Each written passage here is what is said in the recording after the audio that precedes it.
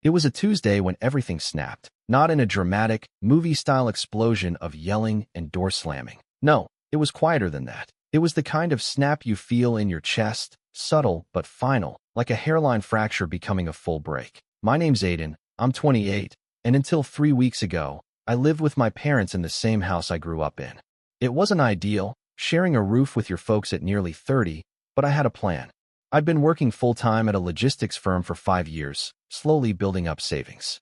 No vacations, no big splurges, not even a proper gaming setup. Every paycheck, I'd set aside what I could, tucking it into a high-yield account titled simply, First Home. It wasn't just a dream, it was the dream. My escape. My someday. I didn't mind living in the converted attic above the garage for a bit longer if it meant that one day I'd have keys to a place that was mine. I'd scroll through listings late at night, imagining what I'd do with a tiny backyard, how I'd paint the walls, the kind of quiet that didn't come with footsteps above your ceiling or the sound of your dad's TV bleeding through the floorboards. My parents knew I was saving. They even used to make little comments about how disciplined I was. At Christmas last year, Dad clapped me on the back and joked, "You'll own a house before you own a new pair of shoes." I laughed too. At the time, it still felt like we were on the same team. The dynamic in our house wasn't toxic exactly, but it wasn't balanced either. My younger sister, Brianna, moved out when she was 21, but even now at 25, she had this magnetic pull over our parents. Every time she came home, they lit up like the sun had walked through the door. She'd tell stories about work, she's in marketing, and they'd hang on every word like she was delivering a TED Talk. If I mentioned anything about my job, it was always, "That's nice, dear," followed by a quick pivot to Brianna's latest accomplishment. She had recently gotten engaged to a guy named Chase, who was, to his credit, very polite, very clean-shaven, and very into craft cocktails. The wedding planning had taken over every dinner conversation, even though it wasn't happening until next year. Still, I kept my head down. I was used to being the afterthought, the responsible one, the quiet fixer. Need someone to help move a couch? Aiden. Can't figure out the printer? Aiden. Someone has to wait at home for the new dishwasher delivery? Aiden again. I didn't complain. It felt like part of the deal. Live at home, help out, keep saving. I thought we had an understanding. But over the past couple of months, I noticed things were shifting. Strange comments. Questions about my savings that didn't feel like idle curiosity. One night over dinner, Mom casually asked, "How much do you have saved now? You must be close to a down payment, right?" I remember feeling a jolt in my chest, like I'd just been called on in class and hadn't studied. I shrugged it off with, "Still saving. Not quite there yet." She nodded, but something about the way her eyes narrowed stuck with me, like she was adding something up. Then the kitchen demo started. It wasn't a small facelift. It was a full gut job, cabinets torn out, walls knocked down, shiny new island planned, marble countertops, new appliances, the works. It caught me completely off guard. My parents had always been practical, borderline stingy. The stove we'd had since I was 10 still had one burner that only worked if you smacked it just right. I remember coming home from work one Friday and seeing the fridge unplugged, shoved into the hallway. The next morning, contractors were there, boots stomping across the tile as they took measurements and shouted instructions. I asked about it at dinner that night, keeping my voice light. Did I miss something? When did we decide to remodel the kitchen? Dad barely looked up from his plate. Your mom wanted a change. It's been overdue. Mom gave me a smile that didn't quite reach her eyes. We figured it was time. And it benefits all of us, doesn't it? I nodded slowly, still unsure why it felt off. But the bigger hammer was yet to fall. It came a week later, when I was trying to log into my bank account to check my balance, and the screen flashed a message, "Insufficient funds." At first, I assumed it was a glitch.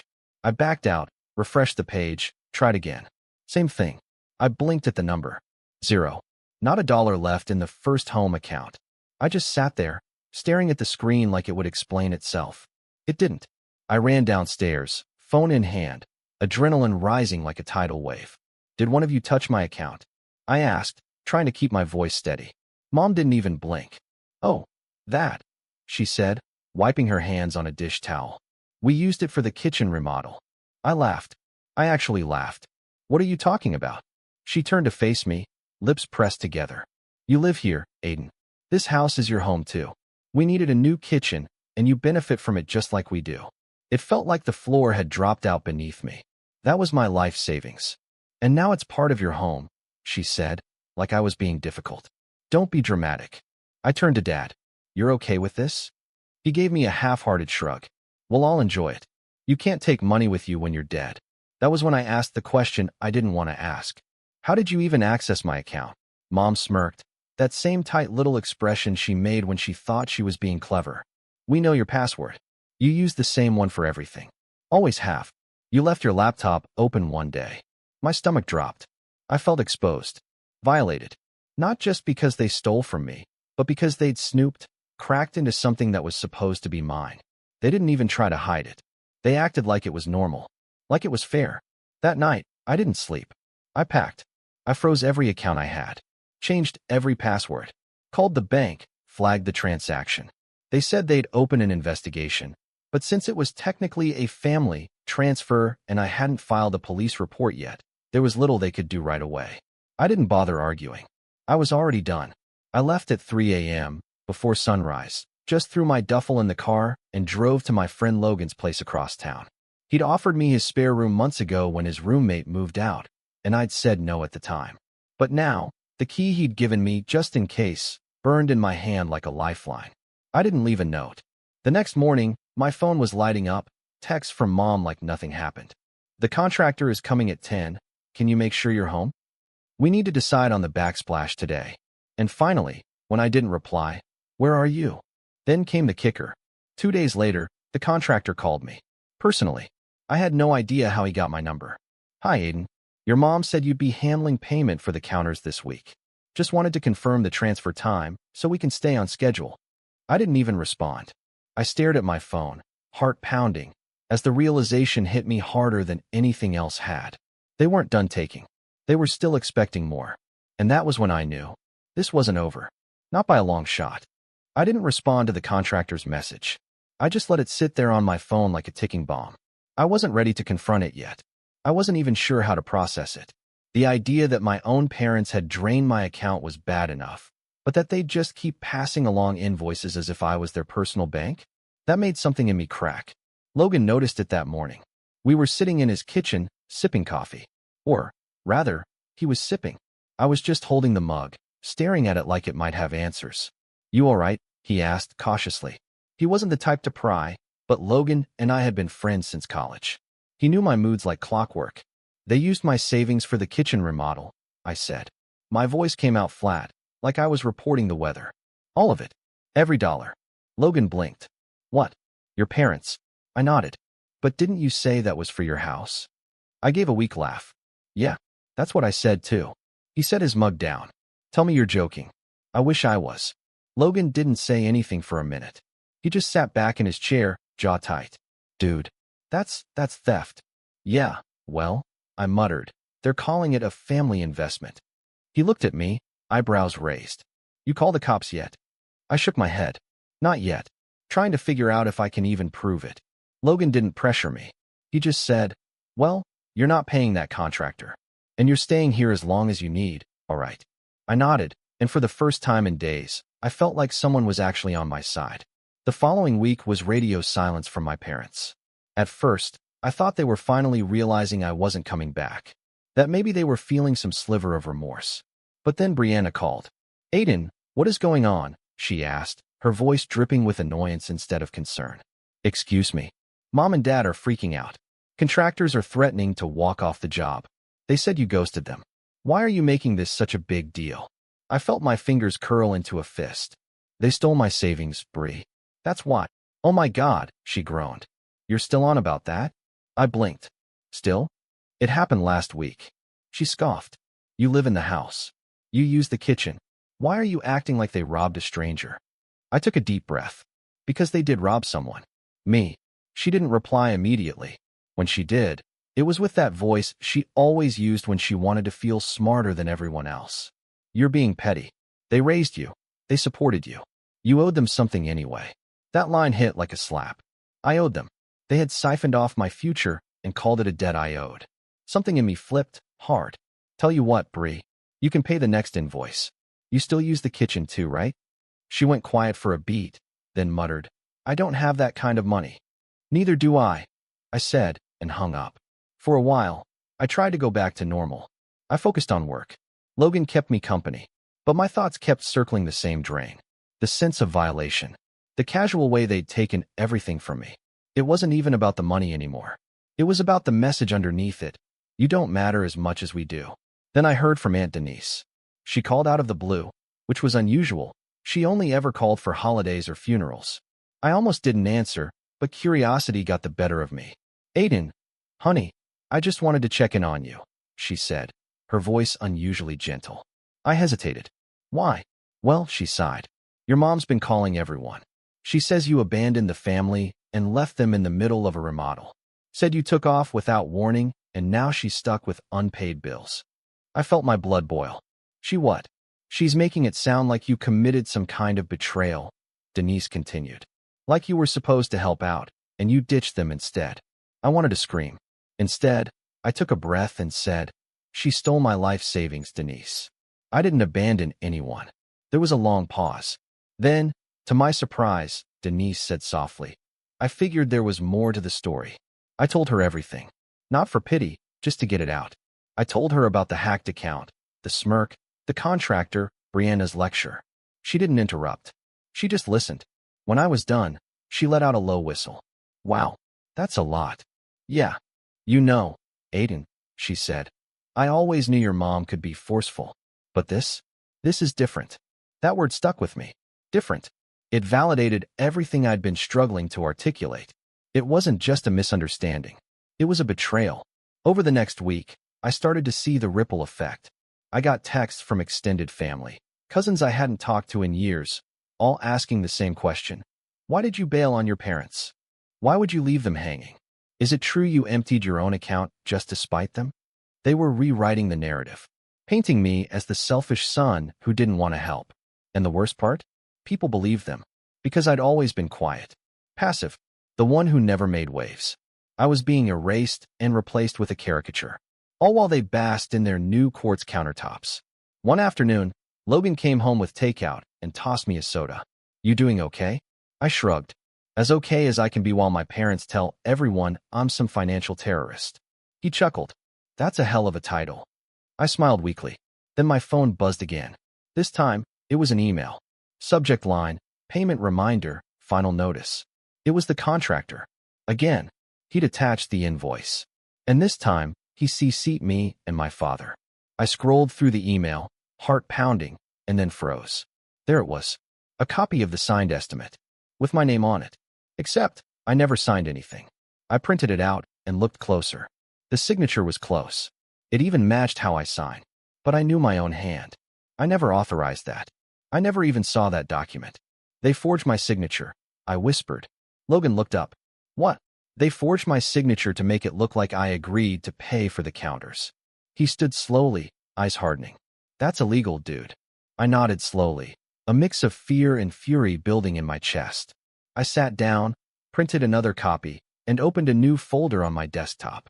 For the first time, I wasn't just reacting, I was documenting. Screenshots, emails, texts, call logs. I filed a fraud report with my bank.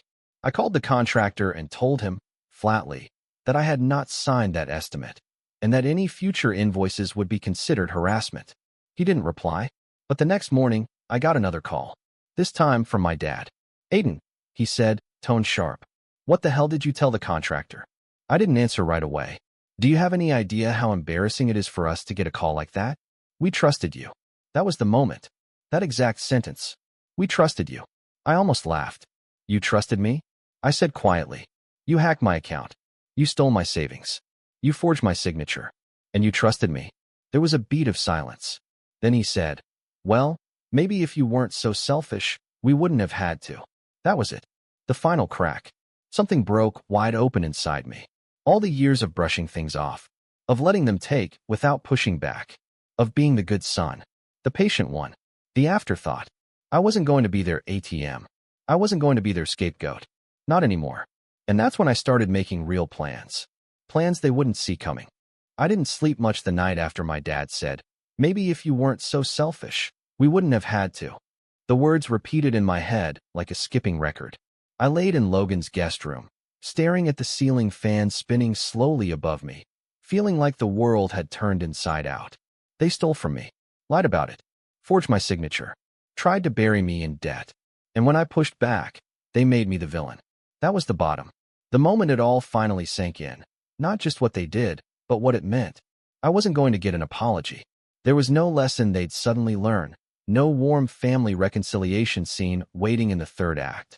They believed they were right, justified, righteous, even. And that realization, that hollow, bitter truth, wasn't just painful. It was freeing. That night, around 3 a.m., I got out of bed, made a list, and for the first time since leaving home, I stopped reacting to them and started focusing on me. Step 1. Get my money back, or as close to it as I could. The fraud claim I submitted to the bank was still under review, and I wasn't holding my breath. Technically, the transfer had been from me to a household account, which blurred the lines for them. But the forged signature? That was a different story. I scheduled an appointment with a lawyer the following week, someone who specialized in financial abuse and family fraud. Logan's coworker had gone through a messy inheritance battle and highly recommended the guy, an older attorney named Harold, who looked like he hadn't smiled since 1993 but had eyes like a hawk. He took one look at the forged document and said, "We can work with this." Hearing that alone felt like breathing after being underwater too long. Step 2. Get out of survival mode. I'd been drifting emotionally, eating whatever Logan had in the fridge, answering work emails mechanically, avoiding social media like it was poisoned. But slowly, I started reclaiming my rhythm. I changed my phone number, closed the old email tied to all my family contacts, and created a new one just for personal use. I picked up an extra freelance side gig doing logistics consulting online, and it paid better than expected. 2 weeks in, I'd already pocketed enough to start building a new savings account. This one under two-factor authentication, and with a password even I could barely remember. I didn't tell anyone. Not Logan, not my coworkers, no one. I was done explaining myself. Done seeking validation. This rebuild was mine. Step 3. Set boundaries. Iron once. Mom sent me a text one morning out of the blue. "The fridge came today. Looks amazing. You should come see it." Smiley face. No apology. No acknowledgement. Just an emoji and an invite to admire the thing they bought with my money. I didn't reply. She followed up 3 days later. "Brianna's coming over Sunday for dinner. You're still welcome, you know." I stared at that one for a long time. Welcome. Like I was a guest in a home they gutted me to renovate. I didn't block her. I just muted the thread. No more giving their words real estate in my head.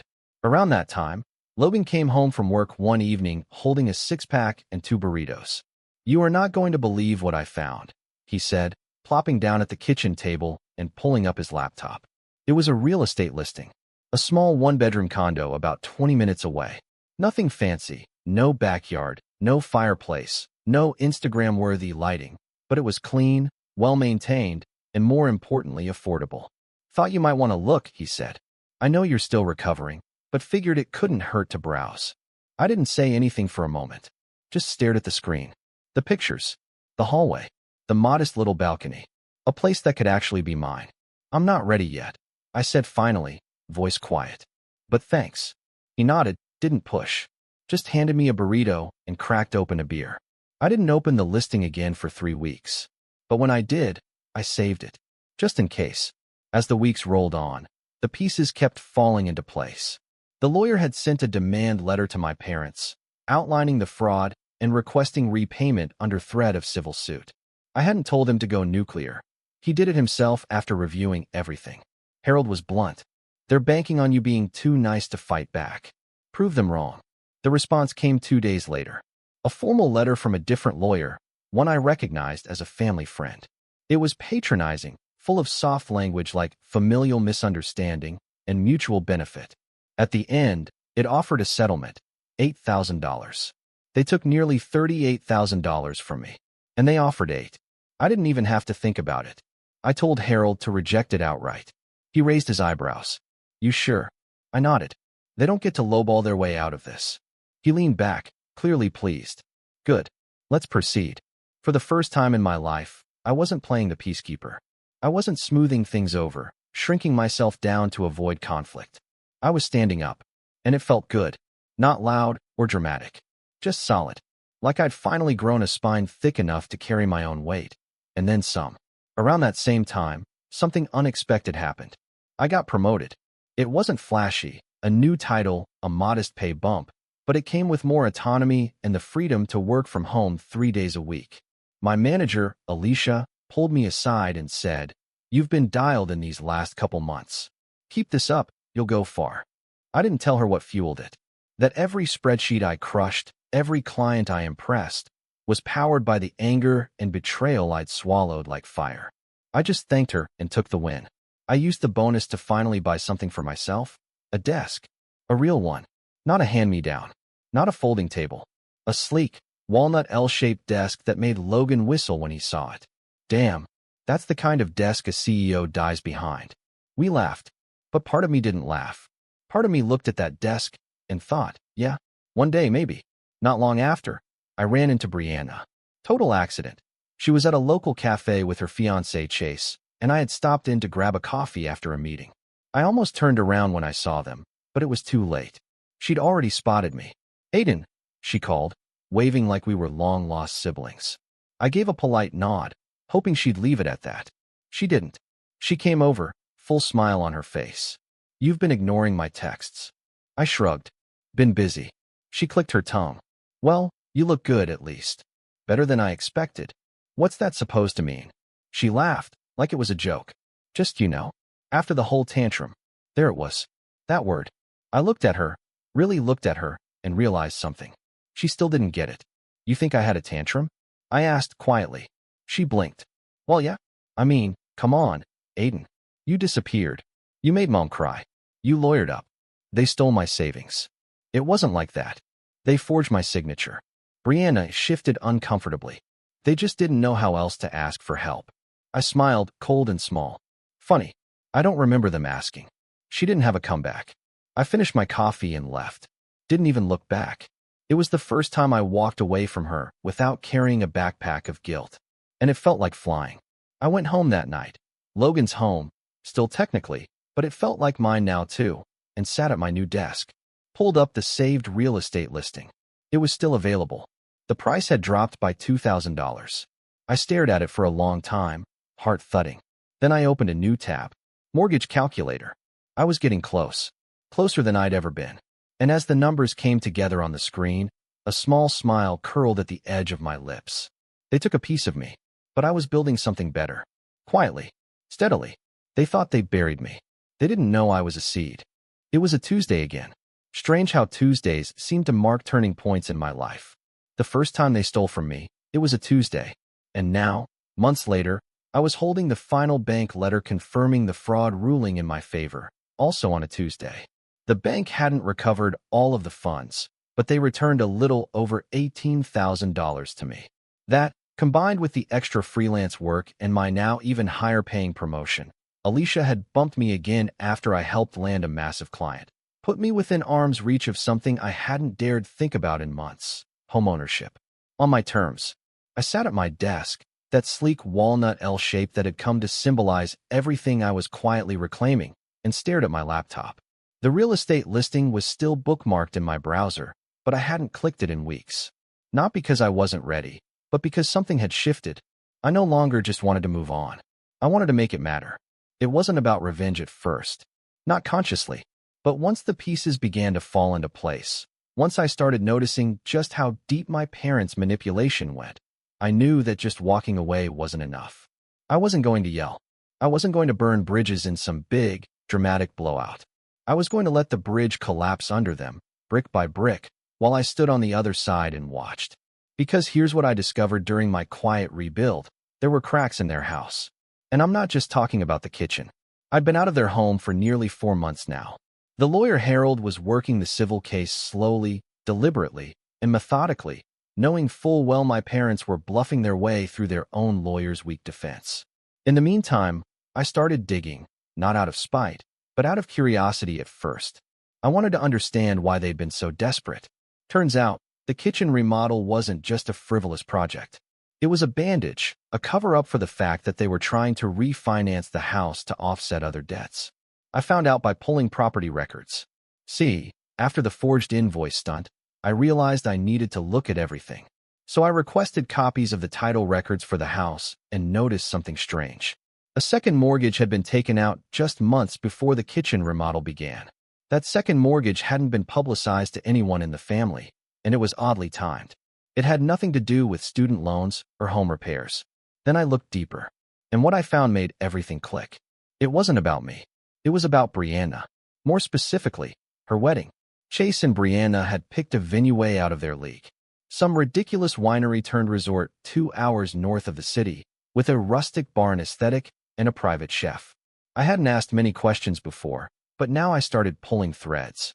According to public records, my parents had co-signed on a private loan Chase took out for part of the venue cost. I blinked at the screen. That loan defaulted 2 months ago. So now, not only were my parents on the hook for their own debt, but for Chase's too. That explained the desperation. They'd siphoned my savings not just for a kitchen, but to buy time. They'd used it to appease contractors and keep their finances afloat long enough to avoid default. And they hadn't even told Brianna. I confirmed that later in a very casual, very strategic conversation with her while she gushed about cake tastings over a chance encounter on the sidewalk. She still believed the wedding was fully funded by a smart investment my parents made years ago.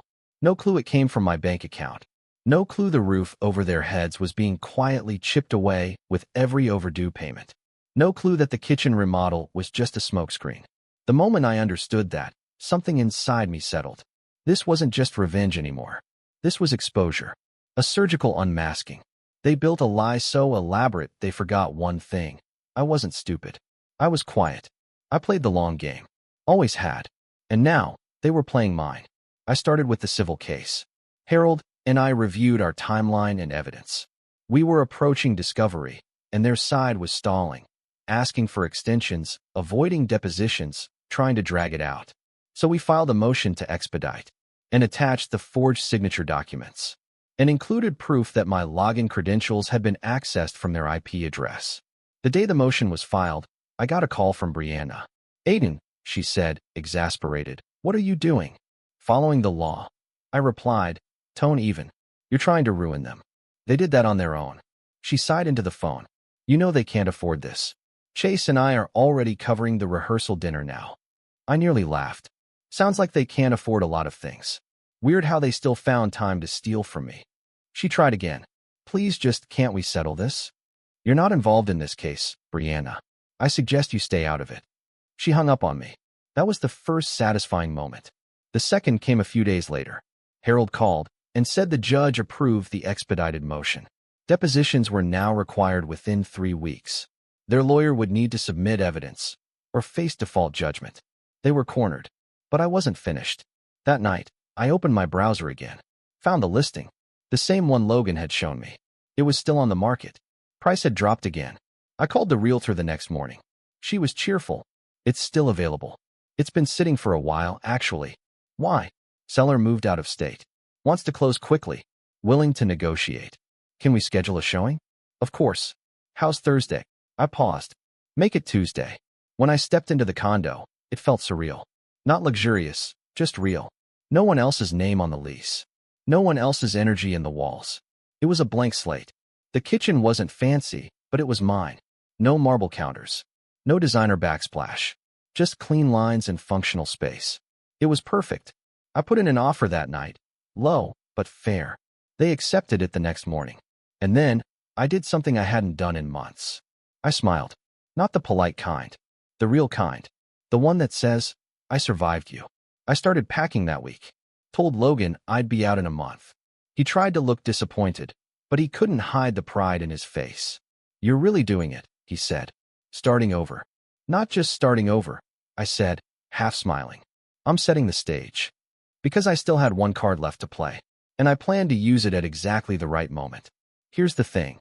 When people build their reputation on lies, it doesn't take much to bring the whole thing down. Just one truth. Dropped at the perfect time. And I knew exactly when that would be. The wedding. It was 3 months away.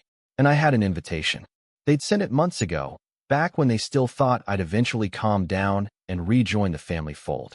When they believed I'd show up, gift in hand, pretending none of this had ever happened.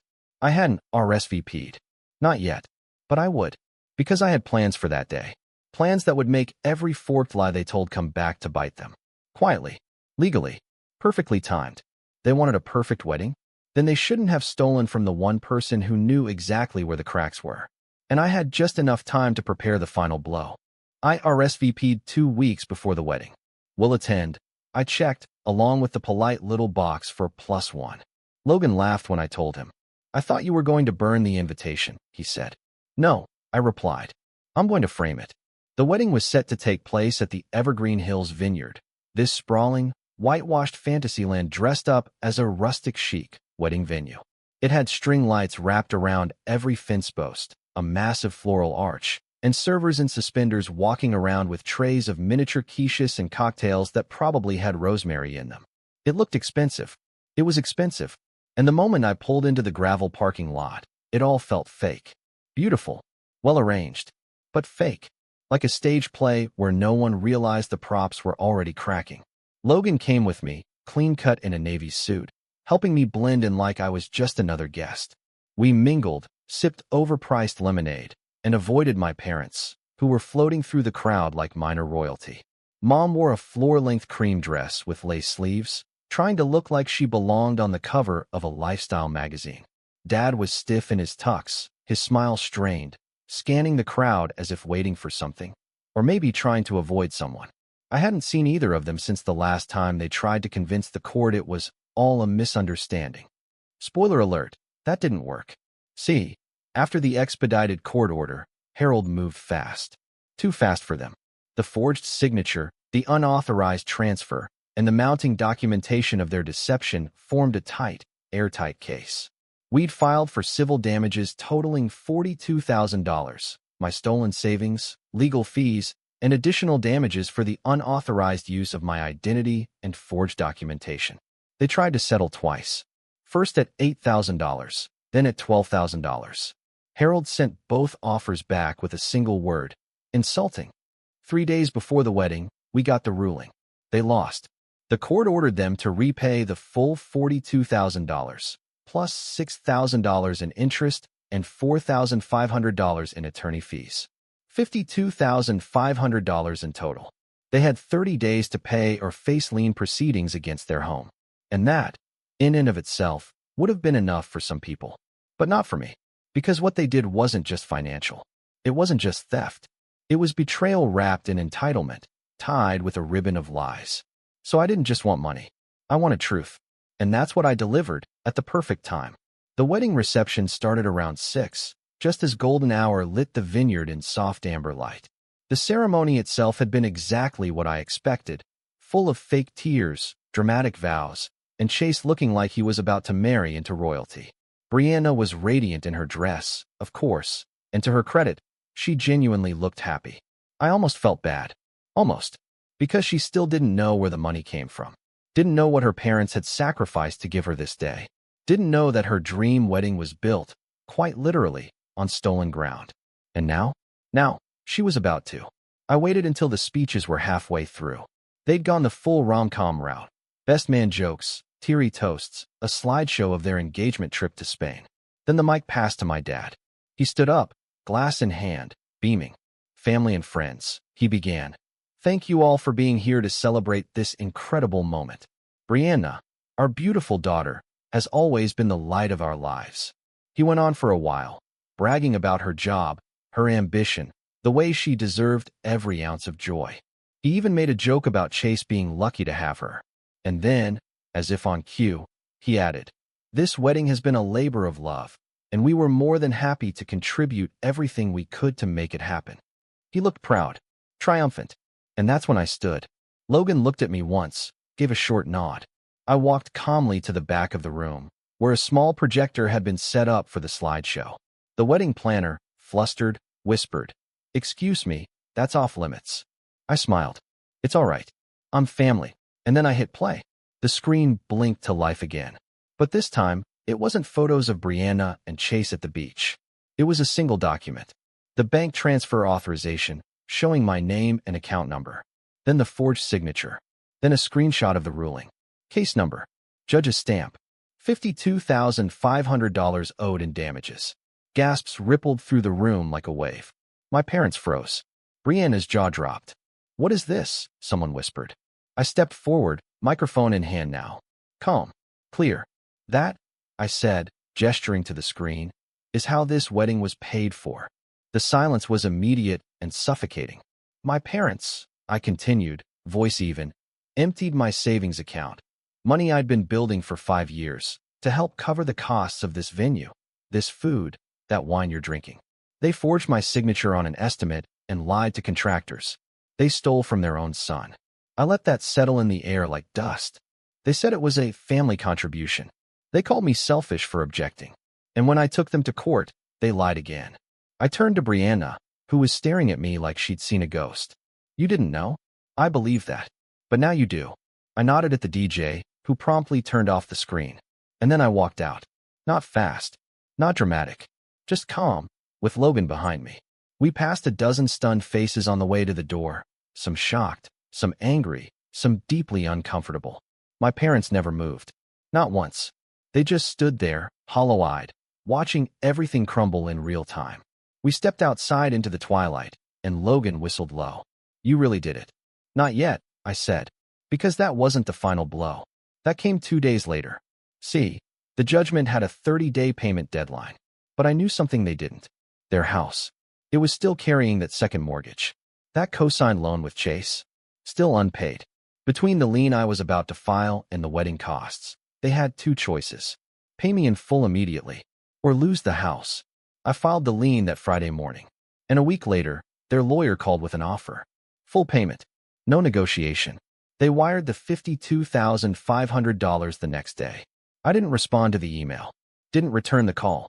Didn't even smile when the funds hit my account. Because I wasn't surprised.